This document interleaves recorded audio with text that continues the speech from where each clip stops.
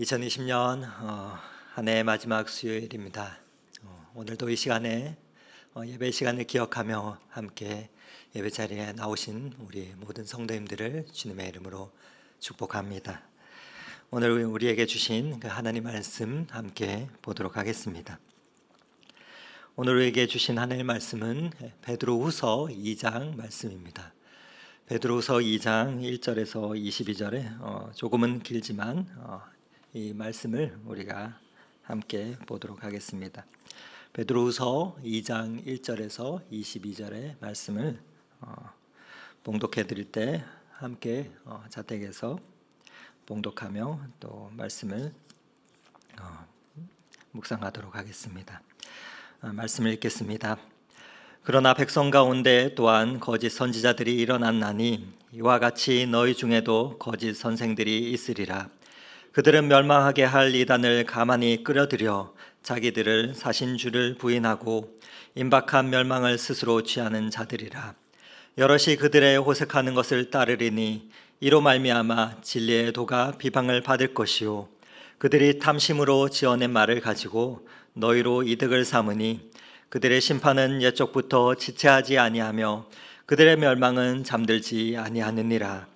하나님이 범죄한 천사들을 용서하지 아니하시고 지옥에 던져 어두운 구덩이에 두어 심판 때까지 지키게 하셨으며 옛 세상을 용서하지 아니하시고 오직 의를 전파하는 노아와 그 7 식구를 보존하시고 경건하지 아니한 자들의 세상에 홍수를 내리셨으며 소돔과 고모라 성을 멸망하기로 정하여 재가 되게 하사 후세에 경건하지 아니할 자들에게 본을 삼으셨으며 무법한 자들의 음란한 행실로 말미암아 고통당하는 의로운 롯을 건지셨으니 이는 이 의인이 그들 중에 거하여 날마다 저 불법한 행실을 보고 들음으로 그 의로운 심령이 상함이라. 주께서 경건한 자를 시험에서 건질 줄을 아시고 불의한 자는 형벌 아래 두어 심판날까지 지키시며 특별히 육체를 따라 더러운 정욕 가운데서 행하며 주관하는 일을 멸시하는 자들에게는 형벌할 줄 아시느니라.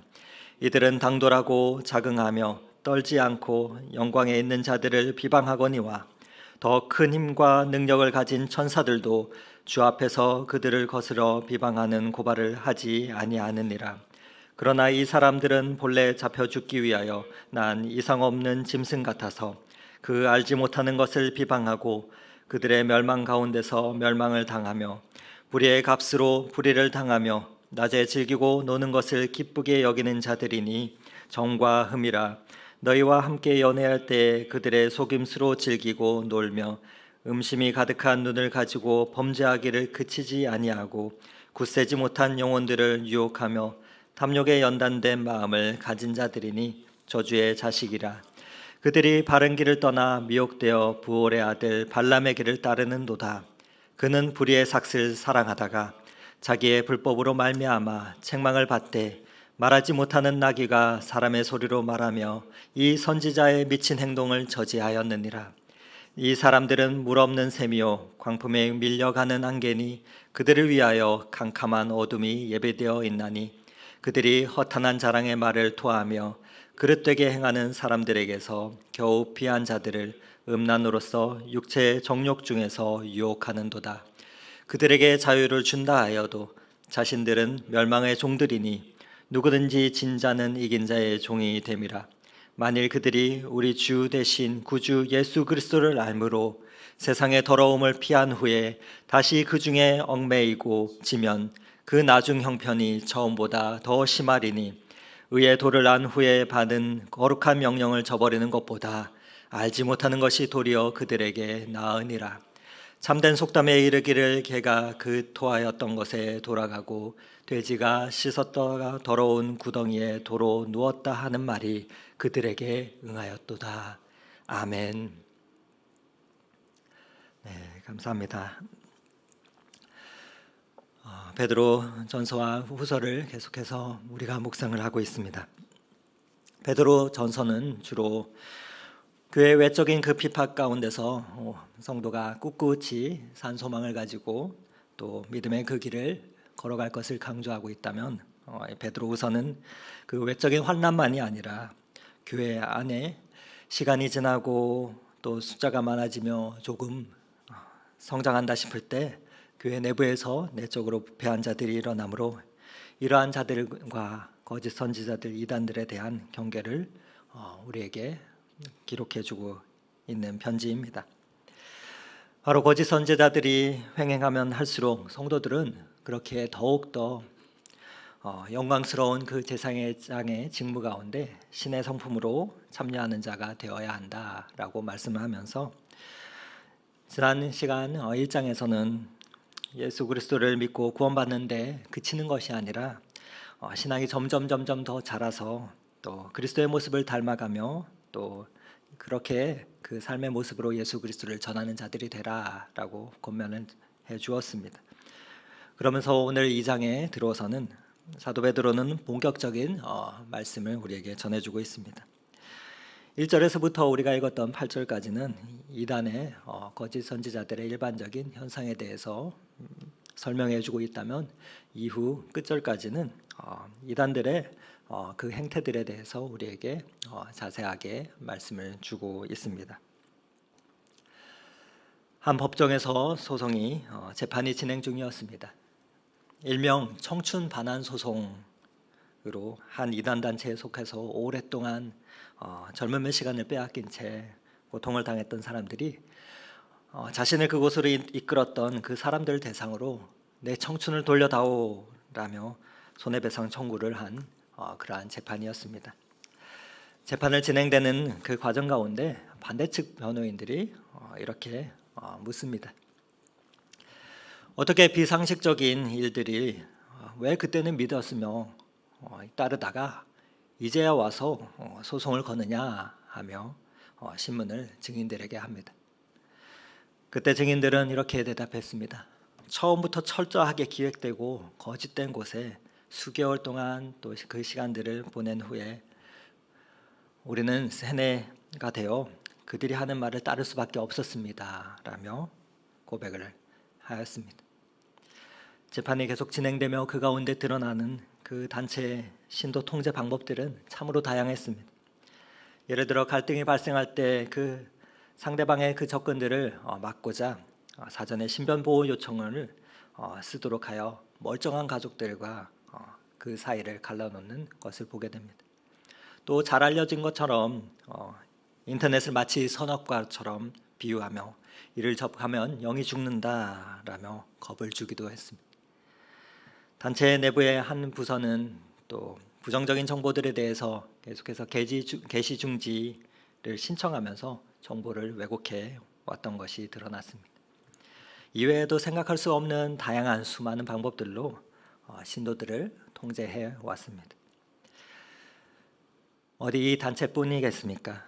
이단과 거짓된 그 가르침들은 오늘날 비대면의 확산과 또 인공지능의 또 알고리즘의 그 추천을 기능을 타고 온라인상으로 오늘도 계속해서 확장되며 점점 더 수많은 이들을 거짓의 진리에 빠지도록 하고 있습니다.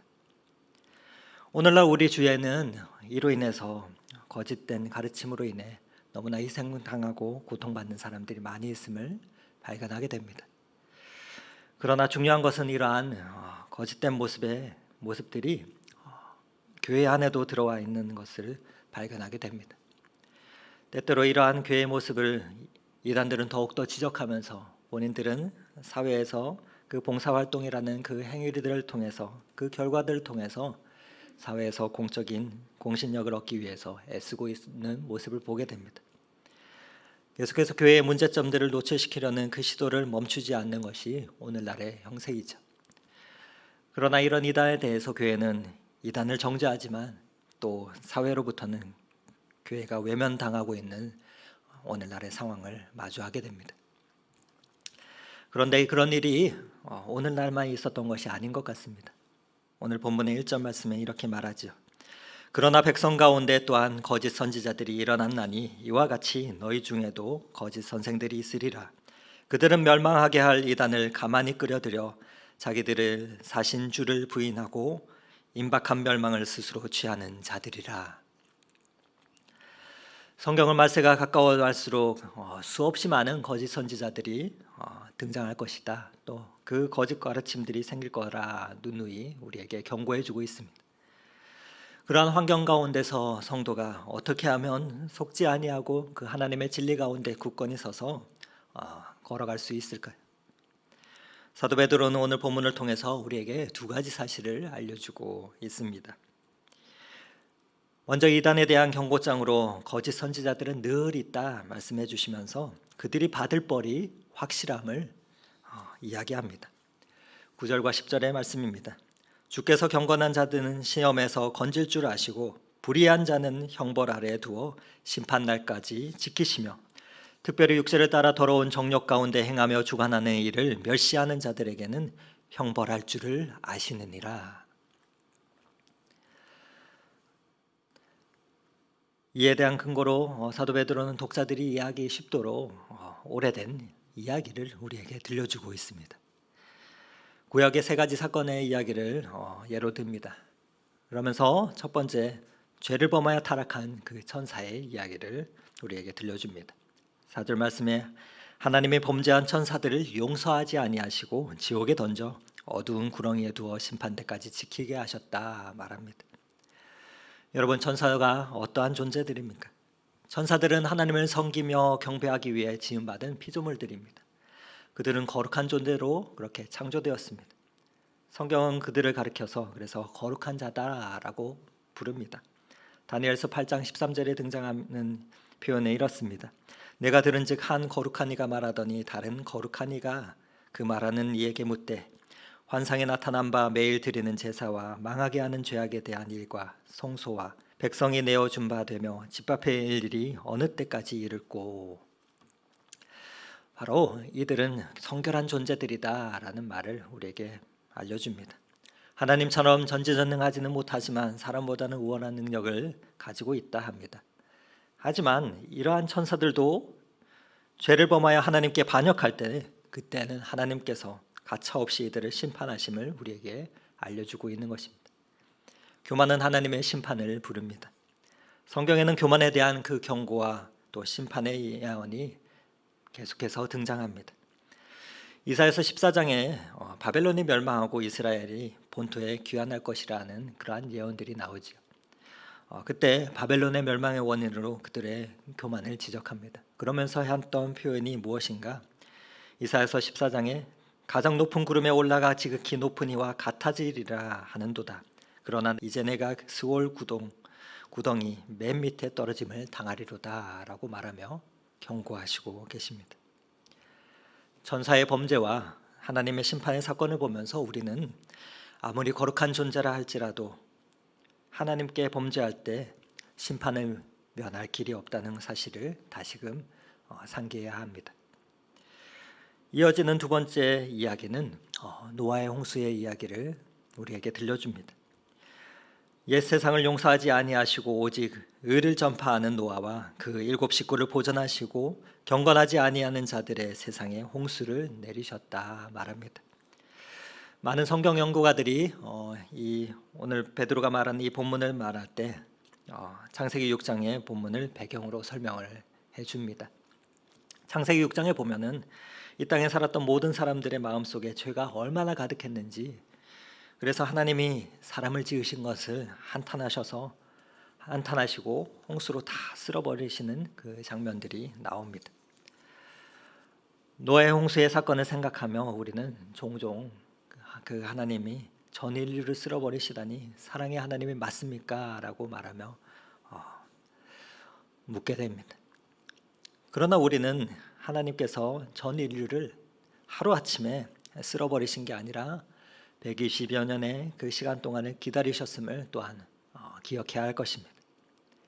그렇기에 천사를 심판했던 그 4절과 달리 여기서는 하나님의 구원과 심판이 나란히 등장함을 보게 됩니다. 무엇보다 산 위에 배를 짓게 하셨죠. 그 산 위에 노아가 짓는 그 방주를 보면서 사람들이 노아에게 묻습니다. 당신은 정신이 나갔소. 왜 산 위에 배를 짓고 있습니까? 그때 노아는 메시지를 선포하지요.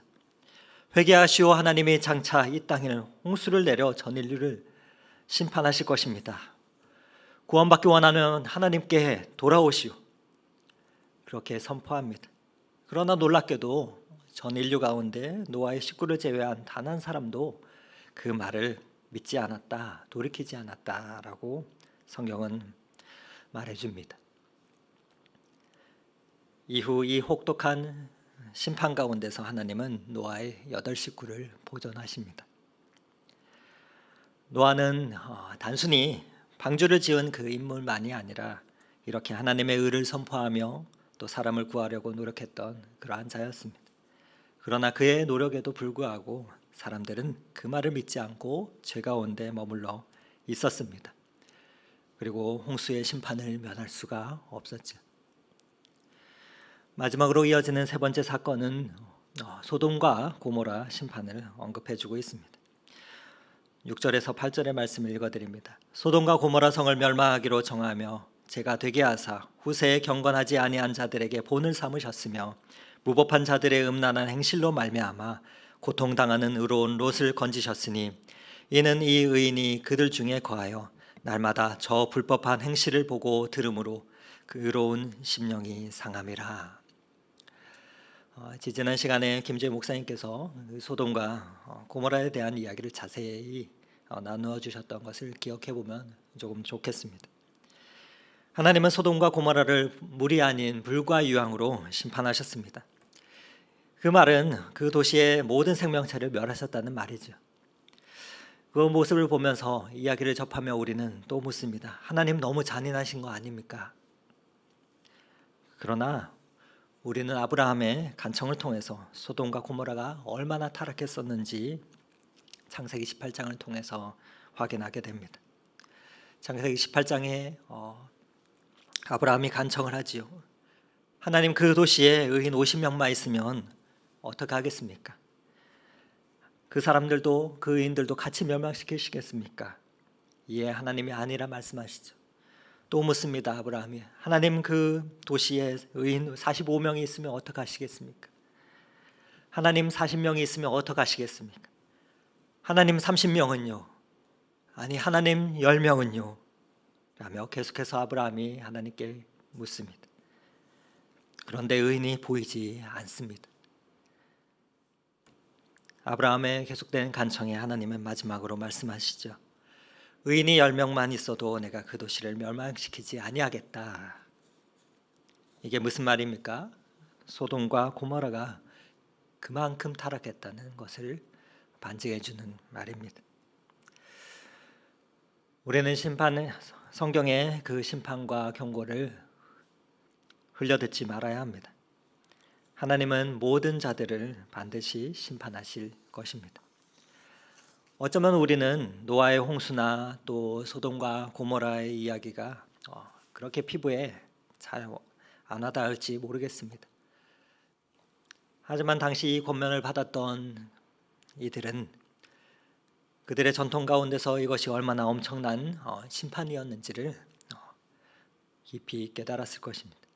말씀을 보면서 교훈을 얻지 못한다면, 깨닫지 못한다면 우리도 소돔과 고모라에 있던 자들과 동일한 운명을 맞을 수밖에 없을 것입니다. 이러한 심판에 대한 상기와 함께 사도 베드로는 우리에게 두 번째로 거짓 가르침의 특징에 대해서 알아야 한다라고 말씀해 주십니다. 거짓된 가르침은 언제나 우리 주위에 계속해서 있습니다. 다음 본문은 거짓 선지자들의 세 가지 큰 특징을 우리에게 알려주고 있는데요. 먼저 베드로후서의 2장 1절의 말씀을 함께 읽도록 하겠습니다. 그러나 백성 가운데 또한 거짓 선지자들이 일어났나니 이와 같이 너희 중에도 거짓 선생들이 있으리라. 그들은 멸망하게 할 이단을 가만히 끌어들여 자기들을 사신 줄을 부인하고 임박한 멸망을 스스로 취하는 자들이라. 거짓 교사들의 첫 번째 특징은 이 기독교의 핵심 진리를 부인하려 한다는 것입니다. 이단을 한자로 풀면 달을 이 꼬리 단자를 씁니다. 결론이 다르다는 것이죠. 비슷해 보이지만 마지막이 다르기 때문에 결국에는 전혀 다른 가르침이 됩니다. 거짓 선지자들은 진리를 대놓고 부인하지 않습니다. 그러나 언뜻 보면 성경에 가르치는 내용을 더 깊이 그대로 가르치는 것처럼 보이나 그러나 그들의 마지막은 너무나도 다릅니다. 그래서 결국 그들의 가르침은 성경과 전혀 다른 것이 됩니다. 똑같이 우리가 얘기하는 죄와 구원과 하나님과 예수 그리스도와 영생과 여러 가지 신학적 그 단어들은 말을 하지만 성경이 말하는 바와 전혀 다릅니다.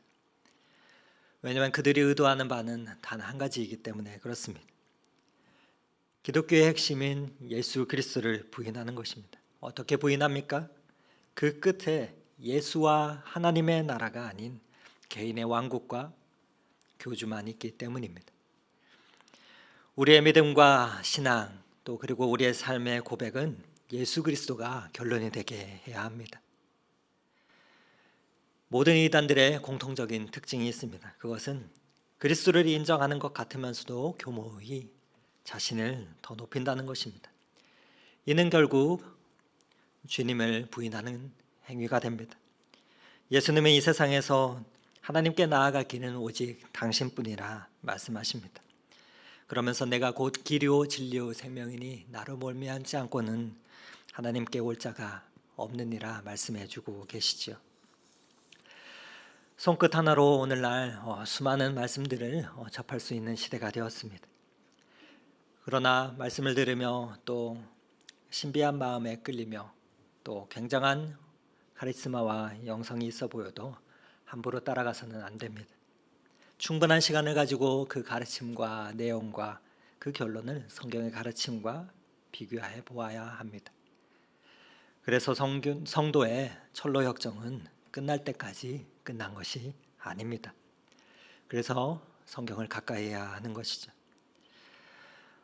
거짓 교사들의 두 번째 특징은 도덕적 타락이라 베드로후서 2장 2절에 이어지며 말씀을 우리에게 주시고 계십니다.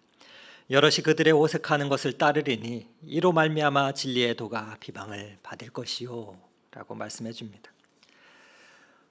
성적인 부도덕한 그 관행들에 대한 표현으로 오늘 본문에서 호색이라는 단어를 사도 베드로는 사용하고 있습니다. 베드로 전후서에서 4번 이상 사용이 되는데 그만큼 오늘날이나 그 옛날 편지를 주고받던 수신자들에게는 이러한 성적인 유혹들이 적지 않았음을 암시해주고 있는 것입니다. 호색은 도덕적 타락의 절정을 의미합니다. 성경은 소돔과 고모라의 죄악을 호색으로 표현합니다. 그 말씀의 의미가 무엇일까요?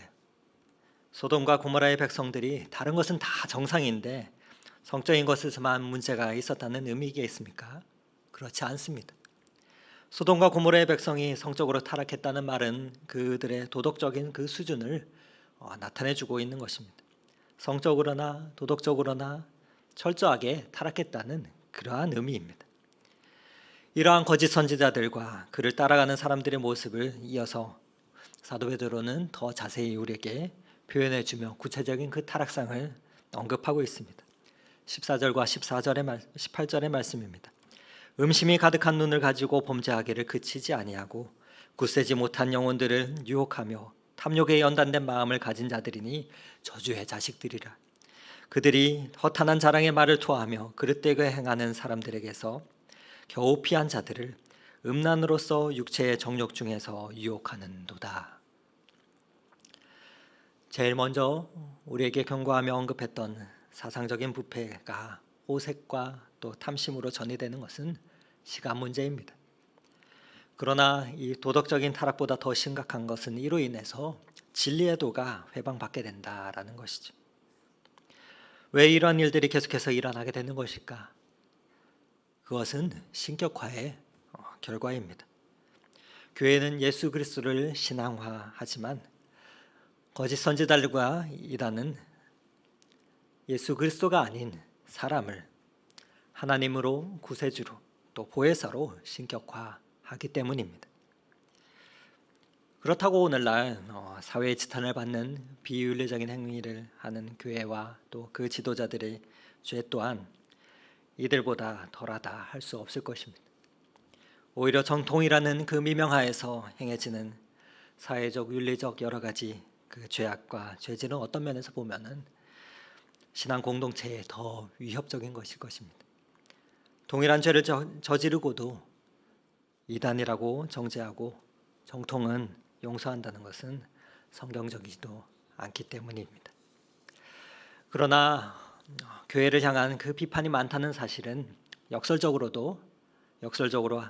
아직 교회를 향한 희망이 사라지지 않았다는 그 말이기도 합니다.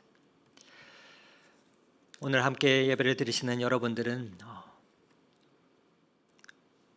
목회자를 어떻게 생각하는지 모르겠습니다. 목회자 또한 목회자이기 이전에 하나님 앞에서 한 연약한 영혼입니다. 그래서 어떻게 보일지라도 언제든 한순간에 유혹에 빠질지 모르는 존재들입니다.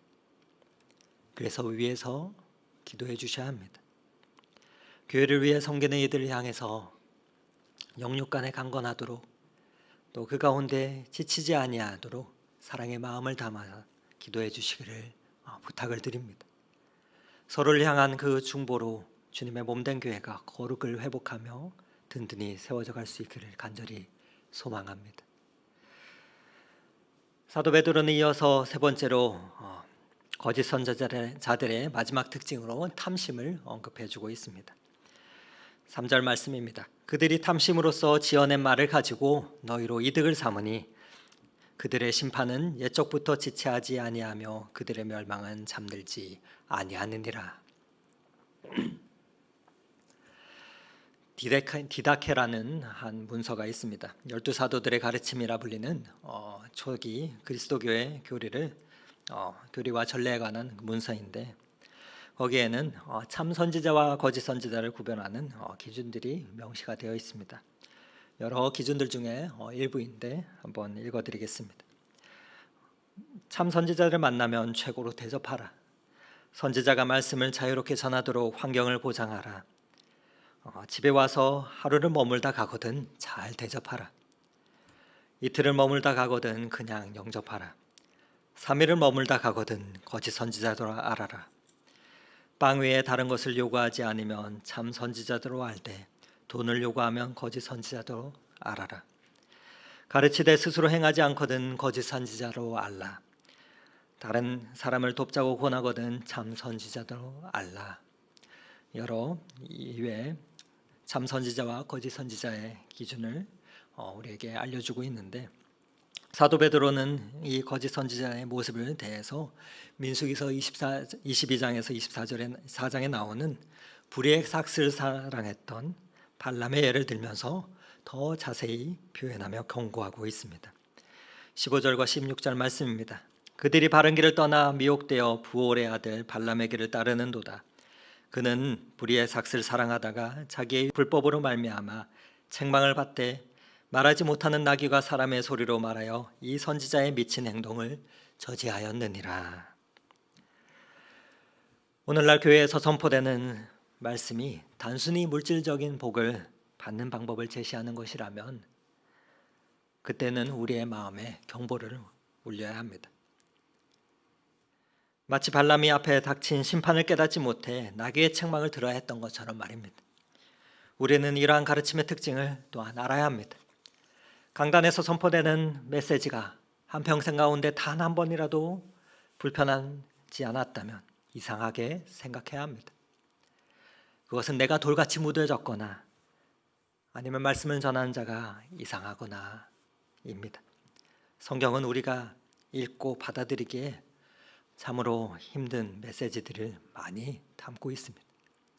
오늘날 교회가 더 많은 소유와 양적인 성장에 집착하는 동안에 이단은 이런 교회의 모습을 바라보며 실망한 많은 이들을 유혹하여 거짓된 길로 빠지게 하는 것은 아닌가 돌아보게 됩니다. 오늘날 우리는 말세를 살아가고 있죠. 그리고 성경은 오늘날 교회 안에도 그러한 거짓 선지자들이 있다고 말씀합니다. 말씀을 통해서 하나님은 우리에게 거짓 선지자들의 그 특징들을 알려주시고 계십니다. 그러면서 이를 기억하며 이에 넘어가는 일이 없어야 한다라고 경고하시고 계십니다. 성도는 어떻게 해야 할까요? 사도 베드로는 오늘 본문을 통해서 단순히 거짓된 가르침과 그 거짓된 행위의 위험에 대해서 또 그리고 하나님은 그런 자들을 심판하신다라는 사실만을 강조하고 있지 않습니다.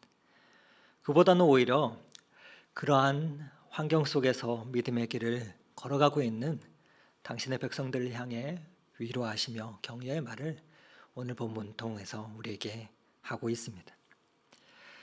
하나님은 자신의 백성들이 이 엉망인 상황에서 구원해내실 것임을 강조해주고 계십니다. 그러면서 심판과 자비하심, 그것이 우리가 의지할 수 있는 견고한 약속의 말씀임을 알려주고 있는 것이죠. 다시 한번 9절 말씀을 함께 읽겠습니다. 주께서 경건한 자는 시험에 견디실 줄 아시고 불의한 자는 형벌 아래 두어 심판 날에 지키시며. 하나님의 은혜로 베푸시며 또 용서하시고 또 그 하나님의 용서를 멸시하는 사람들은 죄를 향한 하나님의 공정하고도 엄중한 그 심판을 결코 피할 수 없을 것입니다. 그러나 심판날에 그 시험에서 견지실 경건한 자들은 바로 십자가 아래 있는 자들입니다. 우리는 우리를 의인이라 부르시며 또 우리를 구원하신 그 하나님의 은혜에 날마다 찬양을 해야 할 것입니다. 우리가 하나님의 심판을 묵상해야 하는 이유는 바로 이것이죠. 하나님의 구원과 은혜가 우리가 잘나서 주어진 것이 아니라는 것이기 때문입니다. 우리가 의롭기 때문에 아닙니다. 우리를 위해서 그리스도를 보내주시고 또 성령 하나님을 우리에게 보내주셔서 우리는 그 믿음의 길로 인도하시며 논리적으로는 절대 이해할 수 없는 그 복음을 알게 하시고 믿게 하셨기 때문입니다. 또한 장차올 심판에서 구원하실 하나님의 은혜를 평생 우리로 하여금 찬양하게 하셨습니다. 그것이 바로 예배이죠. 그렇게 우리가 이 구원의 감격이 없다면 예배는 예배일 수가 없습니다. 하나님 어찌 죄 가운데 빠지며 미혹의 길 가운데 걸어갈 수 없는 이 죄인을 구원해 주셨습니까? 하나님 감사합니다 라며 그 은혜를 찬양해야 됩니다. 그러나 이러한 구원의 감격도 묻어질 때가 얼마나 많은지 모릅니다. 그렇게 하나님의 은혜를 찬양할 때 우리는 날마다 결단을 해야 합니다. 하나님, 당신의 자녀로 살아가기 위해, 거룩한 삶을 살기 위해 날마다 그 십자가 앞에 나아가기를 원합니다. 우리는 그 십자가 아래서 그 은혜의 하나님이 동시에 심판의 하나님이심을 잊지 말아야 합니다. 홍수로 전 인류를 쓸어버리셨듯이 또 소돔과 고모라를 불과 유황으로 심판하셨듯이 하나님은 언젠가 이 땅을 반드시 심판하실 것입니다. 그렇게 노아의 홍수와 소돔과 고모라를 바라보며 돌아봐야 할 대상은 언제나 바로 우리 자신이 됩니다. 그 자세가 어쩌면 지난 주일 이상호 목사님 말씀을 통해서 주셨던 아드폰테스 그 자세가 되는 것이겠죠. 건물을 보면은 건물의 소방 안전을 위해서 여러 가지 다양한 감지기들이 있습니다. 그리고 소방 안전법상 그 감지기들을 센서들을 정기적으로 또 점검을 해야 합니다. 오늘 말씀은 영적인 센서들을 점검하게 합니다. 거짓 선지자들의 받을 벌이 확실하다라고 알려줍니다. 그러면서 거짓 선지자들의 특징을 우리에게 말씀해 줍니다. 그리고 이에 빠지지 않도록 깨어 있어야 한다, 경고해야 합니다. 함께 예배드리는 여러분들의 영적 경보 시스템은 고장나지 않고 잘 작동을 하고 있으신지요? 우리는 영적인 경보 시스템이 언제든 작동할 수 있도록 잘 점검을 해야 합니다. 이것이 어떻게 가능합니까? 그것은 일신우일신이라는 그 말이 있습니다. 날로 새롭고 또 날로 새로워지다라는 말인데요. 대학이라는 책에 나오는 말이죠. 중국 고대의 은나라의 왕이었던 탕왕이 스스로를 경계하기 위해서 자주 사용하던 세숫대야에 적어놓고 매일 세수를 하며 보고 또 보고 또 보며 다짐했던 말에서 유래한 고사성어입니다. 어떻게 우리의 영적 경보 시스템이 잘 작동되도록 점검할 수 있을까? 주님의 몸된 교회는 흔들림 없이 새롭게 개혁되어 왔습니다. 날마다 새롭게 개혁되며 또 자신을 성찰하는 이 일신 우일신의 자세가 있어야 합니다. 성도가 어떻게 날마다 새로워질 수 있겠습니까? 성도가 어떻게 삶에서 무너진 부분들을 회복할 수가 있겠습니까? 돌같이 굳은 우리의 마음을 어떻게 부드럽게 다시 회복할 수 있겠습니까? 우리의 지난날의 부족함과 또 실수로 점철된 그 인생의 길에서 어떻게 우리가 다시 회복할 수 있겠습니까? 또 어떻게 이 땅을 바라보며 절망이 아닌 소망을 우리가 품을 수 있겠습니까? 그 길은 우리의 삶 속에 잊혀진 주님의 은혜를 회복할 때 가능합니다. 그것만이 우리를 영혼의 감염병에서 회복해 하는 유일한 치료자가 되기 때문입니다. 또한 그것만이 영혼의 경고와 거짓된 가르침과 선지자들의 침입에서 교회를 지키는 유일한 백신이 되기 때문입니다.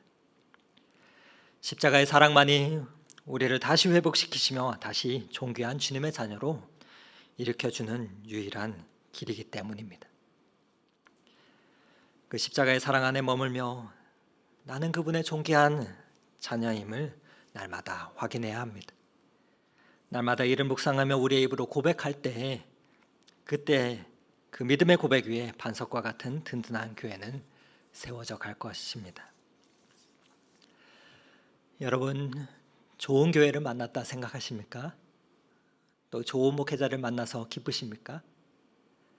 철이 철을 날카롭게 하는 것 같이 사람이 그의 친구의 얼굴을 빛나게 하느니라 라는 이 말씀처럼 저와 여러분 서로가 그렇게 세워져가는 자들이 되기를 간절히 소망합니다. 비록 코로나로 흩어져 있지만 항상 깨어 있어서 서로를 위해서 격려하며 중보하는 자들이 되기를 간절히 소망합니다. 신학은 이단과 세상을 향한 변증이라 말합니다. 그리고 이 신학의 함축적인 표현이 신앙의 고백이죠. 그 신앙의 고백을 통해서 우리는 그리스도인들은 자신이 누구며 무엇을 믿으며 무엇을 하려는지를 공적으로 선언합니다. 그리고 내가 무엇을 믿는지 당당하게 선언하게 만드는 것이 신앙 교육이죠. 이단과 거짓된 가르침은 생성과 소멸을 끊임없이 반복하며 지금까지 오고 있지만 우리 주님의 몸된 교회는 흔들림 없이 스스로 새롭게 개혁해 왔습니다. 성령 하나님은 우리를 새롭게 하시는 분이시기 때문이죠. 그렇게 성경의 말씀처럼 교회는 영원하며 늘 새로우며 마침내 이깁니다. 주는 그리스도시요 살아계신 하나님의 아들입니다. 마태복음 16장 16절에 이 신앙의 고백이 이곳 높은 듯 덕소교회에서 신앙의 여정을 걷는 동안 날마다 깊어져가는 저와 여러분이 되기를 오늘 이 말씀을 의지하여 축원을 드립니다.